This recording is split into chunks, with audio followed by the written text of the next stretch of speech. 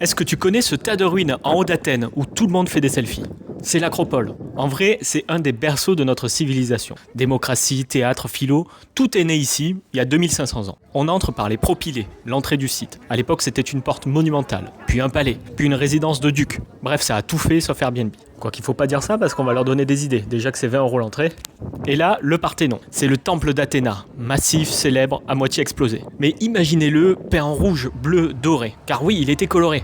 D'ailleurs, pour le voir en entier, il faut quitter Athènes et direction Nashville, aux États-Unis. Là-bas, ils ont une réplique grandeur nature, avec la statue d'Athéna dorée dedans. Le vrai Parthénon, lui, il a explosé, suite à une attaque vénitienne, en 1687. Depuis, c'est un méga puzzle en marbre. Certaines pièces sont au British Museum à Londres, mais les Anglais sont gentils, ils autorisent à faire des copies pour les remettre en place. C'est les copies qui remettent en place et qu'on voit, pas les vrais. Les vrais restent au British Museum, parce que reprendre c'est voler. D'ailleurs, on voit les grues au milieu pour que les archéologues remontent ce Lego géant. Sur l'Acropole, il y a aussi l'Érectéion, avec les cariatidres. Ce sont des statues de femmes à la place de colonnes. Elles sont stylées, elles sont solides et sûrement avec un mal de dos, car depuis 20 siècles, elles le supportent le toit.